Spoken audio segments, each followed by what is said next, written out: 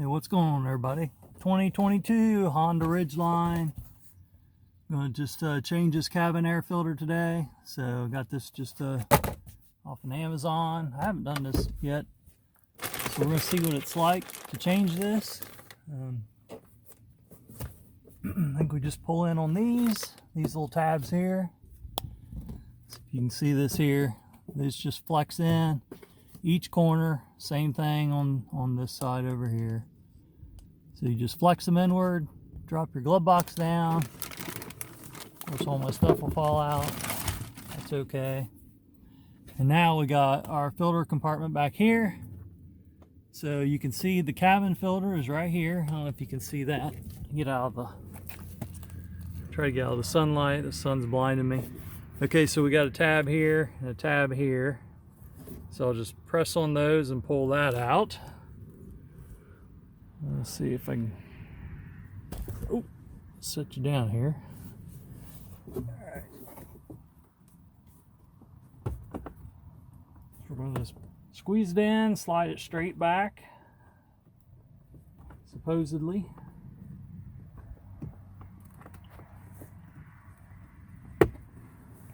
All right, got it started, so I'm just going to pull it out.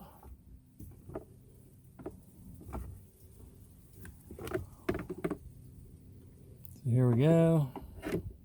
There's your top pleat. Of course, the grid goes on the bottom, your bottom pleat. And then we can see here it's got an arrow, so the airflow is going down, coming from top to bottom. So we want to check our airflow on our new filter. Make sure we install the new one the same way. So I'm just going to push this up and slide this out. Set that to the side.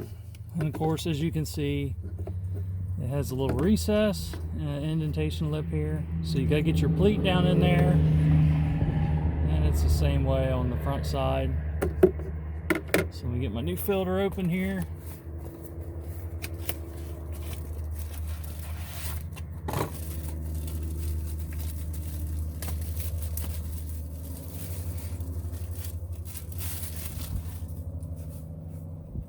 Here, so we got that opened up. And then now here's the new filter opened up. And we can see on the new filter, right here, airflow, okay. And what it's saying is it goes this way, right? So that's exactly how it needs to go in here. Except the rigid pieces go on the sides. All right, guys, got it in there. The hardest thing to do is just to make sure you got it upside down. You get that tab where it locks in so you don't have no air escaping on either end. So I did that, fitted it down in, got the lip on each end. Now we can just put it back in place here. So I'm just putting it back in the slot where we pulled it out. Just gonna push it in. Hopefully those tabs lock in. Maybe we can hear them click. Here, so just gonna push it. That side click, make sure this side's in. Yep, so we're back in place. Okay, so now we can just get our glove box back into position up here. Oops. So we'll just pull in on these again. Put that in place. There it is, back in position. And then I can put on my owner's manual, Z-bar warranty. Gotta have your lug nut wrench, right? And of course your registration. Boom. So there it is, got the air filter in. There's the old one. Now I need to sweep this thing out and clean some dust off. All right, easy, save your guys self some money.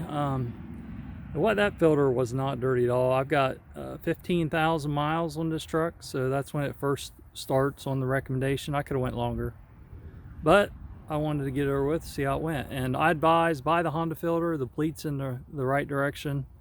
This one was an aftermarket, and I wish I'd have got the Honda.